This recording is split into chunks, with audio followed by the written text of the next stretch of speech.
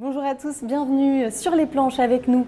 Annie Dupéré est comédienne, elle est aussi écrivain et surtout photographe. Elle a photographié pendant plus de 20 ans son quotidien. Je vous propose justement d'aller à sa rencontre à la galerie Parallaxe d'Aix-en-Provence.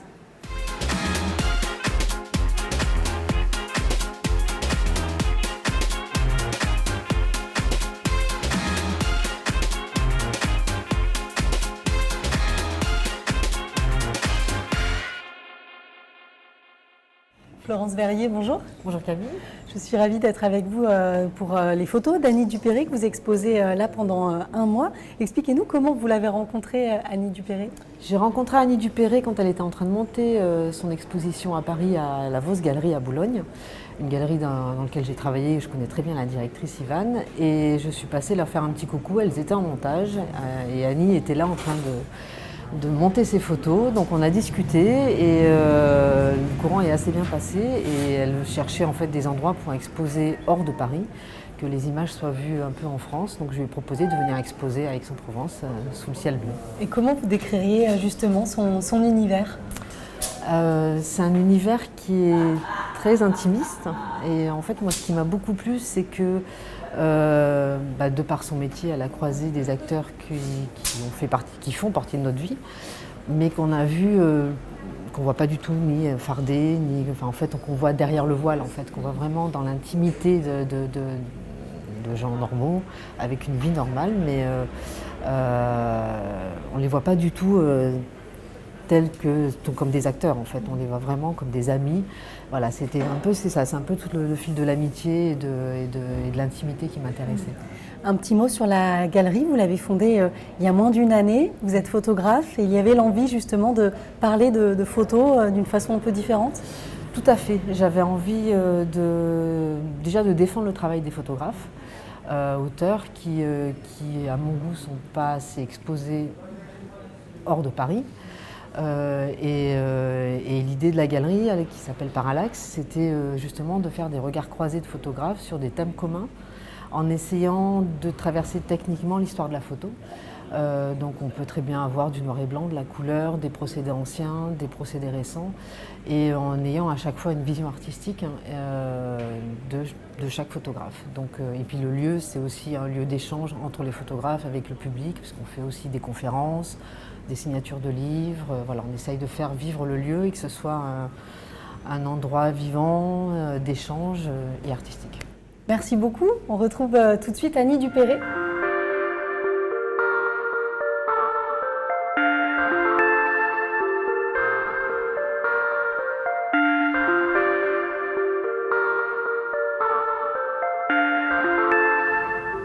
Annie Dupéré, bonjour. Bonjour. C'est un plaisir d'être avec vous aujourd'hui à Aix. Oui. Alors, on va entrer dans les coulisses un peu de votre vie avec cette exposition. Non, c'est pas vraiment les coulisses de ma vie. Disons que c'est un côté que j'avais gardé tout à fait secret et qui a ressurgi il y a 1 an et demi sur les suggestions d'un ami qui avait vu mes photos argentiques et qui m'a dit « mais si tu faisais une exposition ?» Et je n'y avais jamais songé avant. C'était des photos que je faisais par passion pour moi, comme ça. Donc, j'ai pas trop de scrupules à les montrer. Je pourrais me dire, mais qu'est-ce que c'est ? Voilà, je me prends pour un photographe. Non, mais j'ai fait pendant 20 ans à peu près, passionnément de la photographie en assumant le laboratoire, les développements de pellicules. Donc, si vous voulez, j'ai pas de scrupules à montrer tout ça parce que je l'ai fait avec une réelle passion. Alors ma vie, non, c'est pas tellement ça. C'est vraiment un regard. J'avais un regard, je pense, de photographe, hérité certainement de mon père photographe, dont je n'avais pas encore vu les photos. Vous les aviez cachés sous votre lit, les négatifs ? Voilà, je ne voulais pas les voir parce que mes parents étant morts, bon, certaines personnes le savent, très brusquement, tous les deux, quand j'avais 9 ans, j'étais vraiment dans un déni du deuil et tout ce qui était passé ne m'intéressait pas. Donc, je n'avais pas vu les photos de mon père. Et quand je les ai découverts après 20 ans, sans avoir songé que je faisais moi-même les mêmes gestes que lui, la même recherche que lui, quand je les ai découverts, évidemment, le fait d'appuyer sur un objectif est devenu beaucoup moins léger, et je me suis arrêtée de faire de la photo, notamment de la photo noir et blanc, parce que voilà, un peu la photo noir et blanc s'est sacralisée et est même devenue un peu douloureuse, puisque j'ai découvert que mon père avait photographié une enfance dont je n'avais aucun souvenir. D'accord. Donc voilà, le fait de faire une photo est devenu « je photographie ce qui va disparaître ». Et un jour, quelqu'un regardera cette photo en se disant « ah, où c'était bien, où la personne a disparu ». Enfin, c'est devenu un peu compliqué. Mais tout le temps où j'ai fait ces photos-là, c'était très léger et très gai en fait. Et j'ai passé des nuits au laboratoire à développer tout ça. Donc je présente un travail absolument sincère de photographe, voilà. Il y a beaucoup d'univers, des paysages, et puis des amis que vous avez saisis, des amis comédiens aussi. Il y avait des amis, mais effectivement, j'aimais les portraits que j'aimais d'eux, c'était des portraits qui n'étaient pas en situation de comédie ni de représentation. Au contraire, j'aimais ce que j'appelais les portraits intérieurs, c'est-à-dire où sur une photo, il y a un résumé de la personnalité intime de quelqu'un qui n'est pas en représentation, justement. Vous les faisiez poser, portraits-là. Justement? Non, pas quelques-uns, je les ai pris, quelquefois ils ont posé gentiment. Marie Dubois adorait que je la prenne en photo, par exemple, mais c'était rarissime. Marie aimait être prise en photo, ce que personne n'aime, hein, généralement. Oui. Jacques Weber, il y a une photo, oui. Oui. Jacques m'avait demandé, il avait besoin de photos. Vous savez, à l'époque, bon, ça c'est, je le raconte dans le livre que j'ai écrit, Les photos d'Annie, à propos des portraits. Aux éditions du Seuil. Hein. Voilà, aux éditions du Seuil, j'ai fait un petit livre modeste qui s'appelle Les photos d'Annie, où il y a 100 photographies et j'explique le pourquoi de ces photos et le comment. À l'époque, quand je faisais ces photos-là, il n'y avait pas la vidéo, il n'y avait pas les selfies, il n'y avait pas tout ça. Le seul moyen pour les acteurs de se présenter au metteur en scène était d'avoir un book de photos.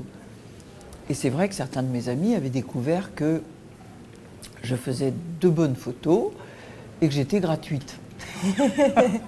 Un avantage. Donc je faisais, mais là je ne les présente pas ces photos-là. J'ai fait nombre de books pour les photos d'amis comme ça. Ils avaient confiance en vous aussi, j'imagine. Bien sûr, on pouvait rire en même temps, voilà, c'était plus décontracté.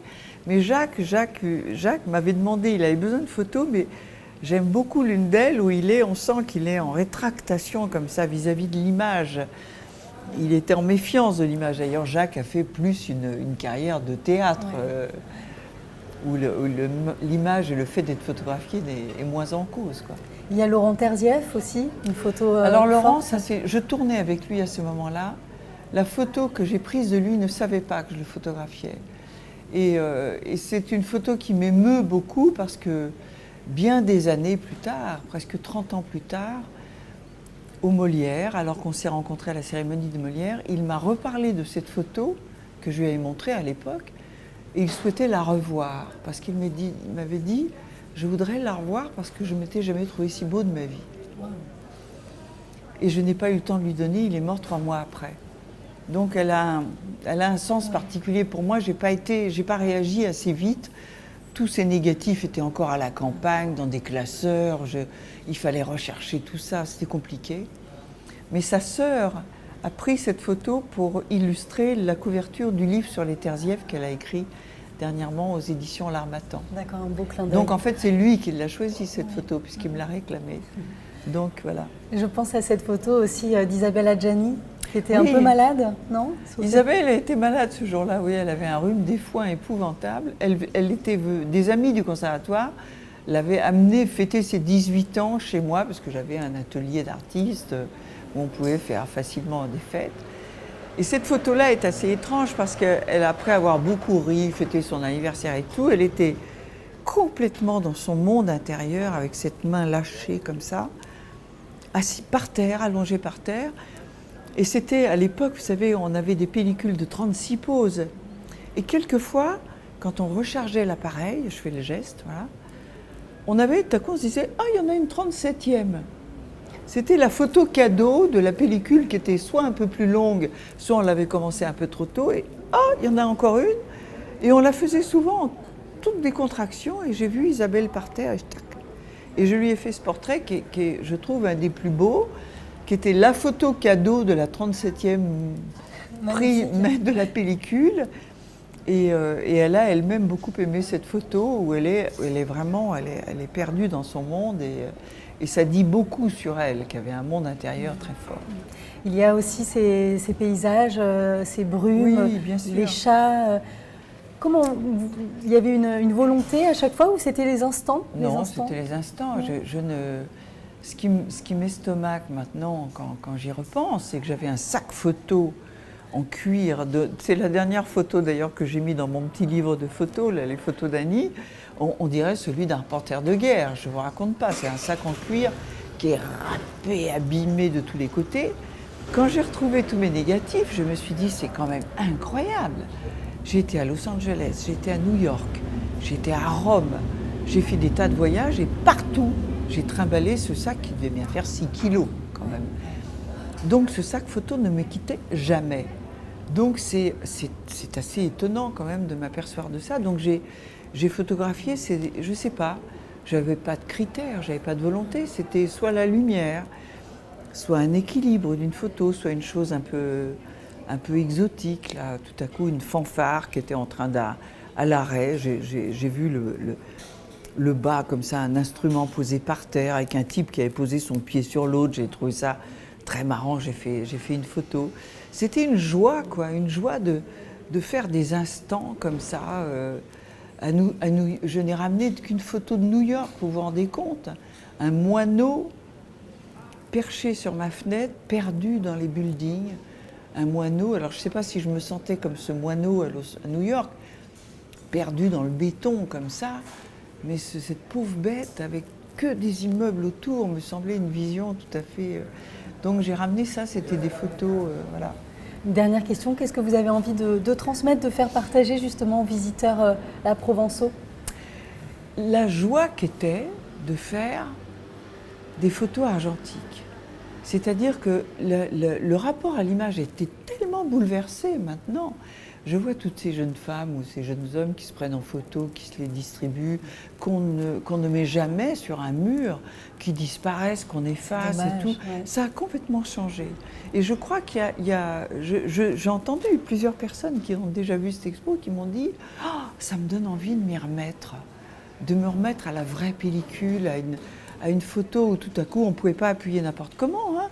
Il y avait 26 poses dans une pellicule ou 36, 24 poses ou 36. Je vais vous dire, on ne faisait pas des rafales. Hein. C'était, voilà, il fallait être à l'affût.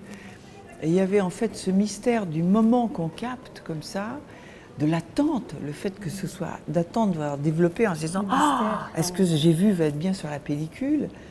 Et quelquefois, c'était un émerveillement de se dire « Ah tiens, la pellicule a rendu plus beau encore ce que j'ai vu. » Donc tout ça, tout ce mystère-là, je pense que ça vaudrait le coup de s'y remettre un petit peu. Merci Annie, ça donne envie en tout cas. Merci, et vive la photo. Et vive la photo, elles sont à découvrir jusqu'au 15 juin à la Galerie Parallaxe. Voilà, merci d'avoir été avec nous et à très bientôt.